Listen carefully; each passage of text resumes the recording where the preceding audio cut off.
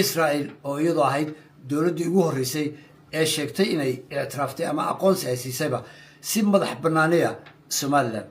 سيكس وحنا قطة أرمها سي أقون سيجا إسرائيل سوماليلاند أيا وحان كور يسمدونا أو سيدا مقال كبعد كاركتان مانتا مرتي نوع شيخا سيدا وين سوماليا يا عالم كبلوية قانو شيخ محمد إدريس شيخ محمد إدريس مرك هوري سودو ودوه عليو وما هتصنتهاي ما أتكلم واي أدي أدبل أدون ما هتصنتهاي مركله أنك وديه مرك هو ريسبل شيخ محمدو أركتي هذا كوسابسن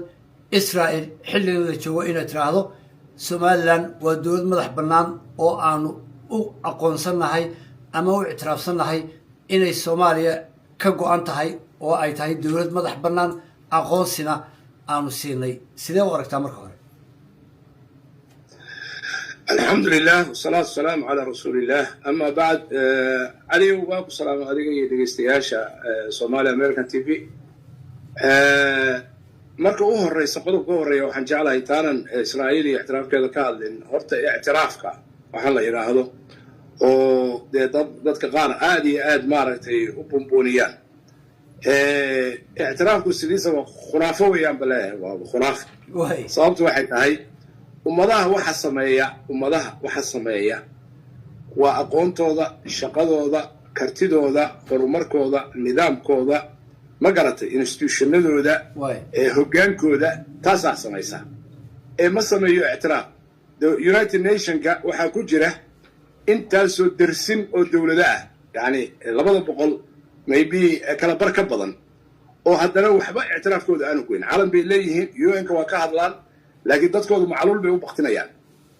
dhulkooda meel la maro male biyo la cabo male koronto la maro male wax ma dhoofiyaan wax ma sameeyaan adduunku waxay ku soo kordhiyaan male culays bay adduunku yihiin marka اعتراafku muxuu taray dhanka kale dawladda waxaa jira la اعتراafin oo UN-ka calan ku lahayn hadalna ku lahayn kelimadna ku lahayn sida hadda Taiwan oo kale oo Somaliland waliba ay xiriir leeyihiin Taiwan oo kale yani maxay uga baahantay اعتراafka iyada is اعترaaftay markay is اعترaaftay adduunka baa اعتراafay adduunka dhammaan wala macaamila Hong Kong baa ka horeysay South Korea ka horeysay South Korea-dan hadda baabuurta noo soo dhoofinaysa oo adduunka sanaacadka u dhoofinaysa 19 baa UN-ka loo ogolaa 19 marka horta khuraafadan dadku waxan ay moodaan اعتراaf hadduu yimaado oo UN-ka laga اعتراafo malab iyo hilib inuu soo daadanayo dalkuna uu janno isu bedelayo wax saxiix wax xaqiiqad ma adigu haddaadan wax samaysan oo corruption-ka la direeyo oo cadaalad aadan sameyn oo nidaam dawladnimo oo dhab ah aadan sameyn oo aqoon sameyn oo dadkaaga hormarin اعتراafku markaas buu shay musaacida oo ku saacida noqon kara taas waa qodobka kale waxa waaye dawladda Israa'iil maanta cidda اعتراaf iyada waxay tahay dawlad qaanuunka ka baxsan oo sharciga ka baxsan oo dulmi ku dhisan oo gardarro ku dhisan marka adduunka maanta way ka takooran tahay taas اعتراafkeedu marka waxa weeye wax ma soo kordhiyo sharafna ma soo kordhiyo magacna ma soo kordhiyo dhanka kalena waa dawlad cadow u ah dadka muslimiinta ah Soomaali kaliya ma aha iyo maxaan ku sheegaa caalamka intiisa badan bani aadanimada ka baxsan unsuriyad ah gardarro ku dhisan marka اعتراafkeedu in wax ku yeelo maahay wax kuma kordhiyo laakiin Sheikh Maxamed Somaliland waxay ku doodaysaa 4 sanadood ayaana aqoonsi haysan ciidana tixgelin jirin caalamka aanan ka mid ahayn Israa'iil oo aqoonsata waxay noo bilaabaysaa ama noo aftaxaysaaba in dawladaha kale ay nagu soo biiraan markaa kadib ayaa wax qabad iyo horumar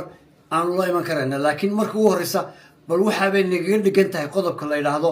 aqoonsi cidii doonaysa hadna aqoonsatay maxaad ka odhan lahayd waa sida aan iri waxa weeye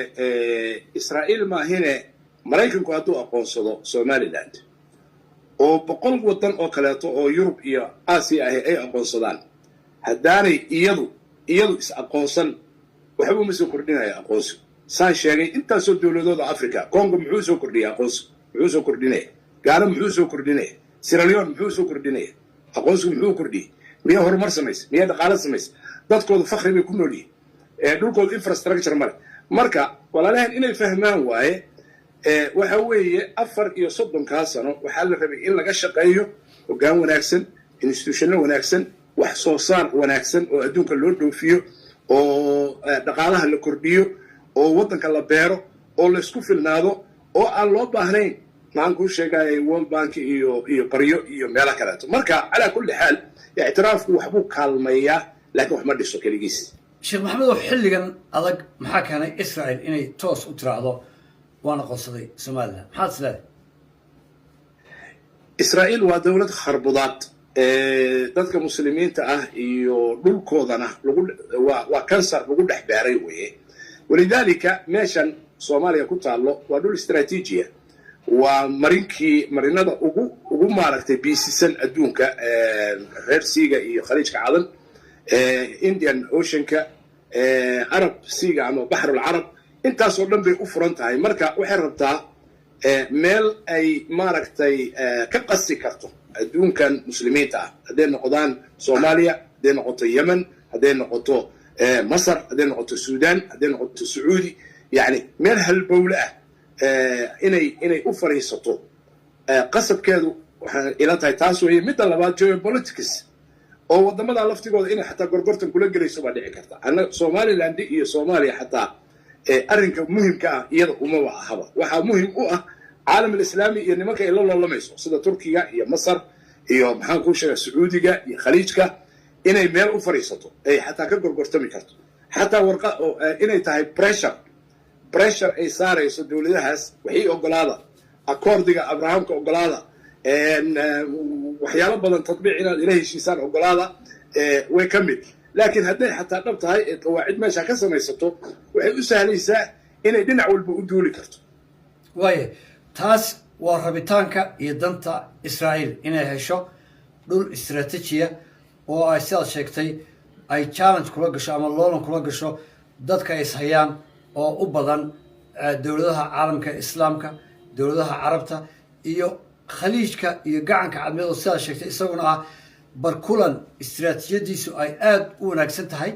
oo ciddii halkaas dhig ka samaysataa ay wax badan kororsan karto dhinacaasi waa danta israel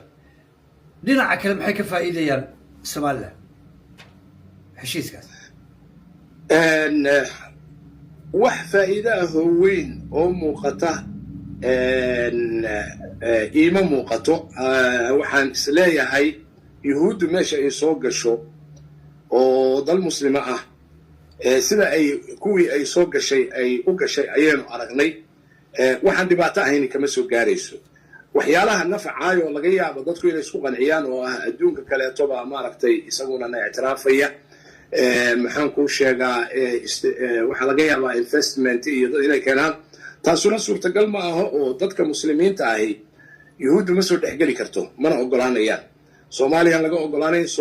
dadka soomaalida ah ayaan ogolaanayn berito markay is arkaan ayada ugu weyn oo soomaalidu ay isku maaragtay isku takoorto waa yahuudi baa tahay wey marka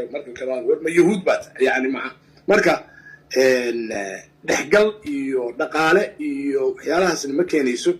waana dowlad cudwaani ah oo dhagar iyo maaragtay maleegid dhibaato dadka muslimiinta ah oo somaliland ugu horeyso unbay muslimiinta u maleegaysaa wax anfaca ma keenayso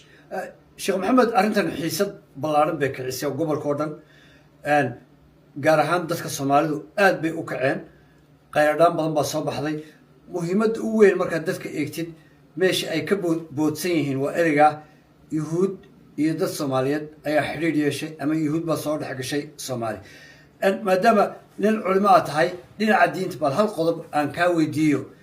xidhiidh inta la eg baa dadka muslimiintu ay la yeelan karayaan dadka yuhuudda la yidhaha sideedaba horta yuhuuddu sida ilaahay subxaana wa tacaala kitaabka uu noogu sheegay waa cadowga koowaad ee dadka muslimiinta ah latajidanna ashadda annaasi cadaawatan liladiina aamanuu lyahuuda waladiina ashrakuu xataa mushrikiintan kaleeto oo aan ahlu kitaabka ahayn oo sida kuwan ama sanamyada ha caabudaan ama lo ha caabudaan ama wax kale ha caabudaan wathaniyiinta ah ama mushrikiinta ah waxaa kasii cadaawad horeeya yahuudda kasii cadaawad horeysa qofka akhriya suurat lbaqara qaybteeda u horeysa 2 juz iyo siyaado weeye. Juzka koowaad oo dhan wuxuu ka hadlayaa yahuudu ka hadlayaa iyo dhibaatadii uu la soo maray nabigii ilaahay calayhi salaatu wasalaam ee nabi muuse iyo dhibaatadii la soo maray. يا موسى ادع لنا ربك يبين لنا وعليه ربك فيري يعني نبي حتى سيقول هذا الليال مركا وحي نعموين إلهي سبحانه وتعالى وكوكا الله يستي أردن وادتك إنكريوي وادتك كتلاب صليوي وادتك أن بلنت لهي وهو إلهي يري أو كلما عاهدوا عهدا نبذه فريق منهم بل أكثرهم لا يؤمنون بلن كسته وإيقلان وكو جبي وكو النبي اللايي وما ذكروا النبي اللايي ما جري النبي واي بينين جري وضاك يا وتقتلون الانبياء بغير حق يقتلون النبيين بغير حق بالقران كجرتا دور ميلو او ان النبي دي لايي او قورتك غويين marka nimanka cadaawadoodu sidaas tahay qofka soo gooysan waa qof abeeso gudaha soo gashanayo عندي تاجرته أما حرير ليالته مسلمة وسيد حالكود وقت حاضر كأسدة أيهن حالكودو حالة عداوة وهشيس يحرير من الله ما يلنكرم صوابته ضدك المسلمين تاها أي دول كودي حقوقاتين وكو هايستان أو مسجد الأقصى وكمدي هاي مسلمين تبي حسوقين وهذا غزة وقدام بيسي إلى إيو 1948 markii ay Falastiin qabsadeen xasuuq bay ku wadeen tiid Gaza ugu dambeysay adduunka oo dhan uu arkay oo gaal iyo muslim xataa uu diiday oo xataa yahuudi qaar kamid ila bani aadamku isku mid ma iyaga way ku jiraan dad cadaalada jecel oo xaq jecel oo xaq garab istaaga ba yahuud kamid ah minhum ummatun muqtasidatun wa kathirun minhum fasiqun bi ilaahi subhanahu wa ta'ala general sheekha quraanku dadka in si guud la isugu qaado quraanku wuxuu nabaraa mabda'aas inaan mabda' sax ahayn dadka la isku wada ummadda Soomaaliyeed dhan waa xuntaa ma dhigan ummadda Faransiiska dhan waa xuntaa maya waxa ku jira iyaga dad cadaalad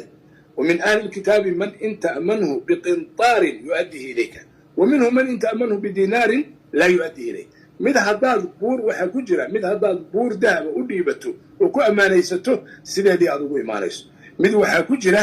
hal دولار أما هل شيلين أما هل دينار هذا أودي بتو هذا نقول إيمانه مركا دك يجبا دك يوحكي يا غي قريهودي كملا وحي سمينيه مركا عندك الدولة أهم بانو هلنا إسرائيل أهم وكيان أما دولة يسقط من عصابات يسقط من ماشى ودك مسلم كا إنه حسوقان بلنا اللهين دقرنا لا الدنيا موقف كدولة الفدرالية الصومالية أركان كسليسن سجى كل مغلا دولة الفدرالية هذا هرتوا دولة لقول شيء دولة إلى تاي دولة تاج درن أدون كردن باكوير هذا إنك ما نرى وين أغنى صوبته واحد كان وحوي وهذا الاعتراف كان كهل إنه اعتراف صومالي هذا وحش اعتراف كي محيي كوسا ما يصير دولة الصومالية محيي اعتراف كوسا محيي كنت هداني وحبدو فيني هداني وح بيرك كشقيني هداني بيا كشقيني هداني ورشد بسيحي هداني وضد بسيحي هداني عصبتال كينهي هداني مارتي وحبرشة كينهي هداني دقالة سميني محو تري شابدي أما اعترافكي وماش عن كلا هينوي هدانو جرين هجان وناكسان وضاعضة هدانو جرين ضد دولة نما نبقى كشقيناي وضاعدك هدانو جرين مسوق ماسو إن لا دقالمو وضدك سida ay u kala karti iyo awood iyo aqoon badan yihiin loo kala hormarinay oo dalka looga faa'iideeyay waxba اعتراف ma taro dawladda Soomaaliya markay way dadaalaysaa UN-ka waa ka hadleen oo xalay waa inagii maqlaynay ambassador Abu Karbale khayr Allah siiyo ninkaas waan xuseynaa si wanaagsan buu hadlay si fiican buu u matalay mowqifka ummadda Soomaaliyeed laakiin ka dawlad ahaan adiga hadii dawladdaadu daciif tahay adiguna daciif aad noqonaysaa hadalkaaga miisaankiisu wuu yaraanayaa marka dawladda Soomaaliya laba dhinacba waa laga dhaliilaya dhinac waxa weeye inaan 35 sano nimankan siyaasiyiinta ah ee xamar ku isdaba cayrisanaya aanay dawladnimadii dhabta ahayd oo Soomaaliya aanay dhisin kana shaqayn ee wax kale ay ka shaqaynayaan taas waa qodobka labaad oo lagu dhaliilay waxa weeye Soomaaliland laftigeeda qaabka ay ula dhaqmayeen waxay qaabku cayrin ah inay ku cayriyaan yuhuud iyo balaayo kale xataa inuu galaan waaba maaragtay intaasayba maaragtay ku ruuyi waayo xanibaad iyo maxaan kuu sheegay cadaadis iyo mar fiisa ka xir mar hawada ka xir mar badda ka xir mar dhulka ka xir waxyaalahaasoo kale marka dhinacaasna kuma ay wanaagsanayno dee qayb bay ka qaadaysaa dowladda soomaaliya natiijadan hadda somaliland inay israa'iil maaragtay xiriir la yeelato qayb weyn waxaa ka qaadaya dowladda muqdisho joogta ayaa qayb weyn ka qaadaysa mas-uuliyaddeeda marka inay somaliland sii fogaato inay israel la xidhiidho inay ummado kale u qaylo dhaansato ma aaminsan tahay in qayb libaax ay dowladda federaal ku leedahay yes saasaa aaminsanahay sababtu waxay tahay ficilada ay samaynayaan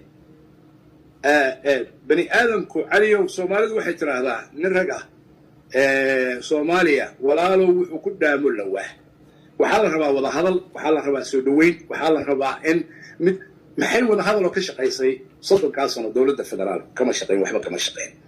iyadaa la rabay mas-uuliyaddu iyaday saarnay inay raadiso inay qof walba u geed fadhiisato inay la hadasho inay dhinacyo badan ku daydo inay dad kala duwan oo hadday arrinta daacad ka tahay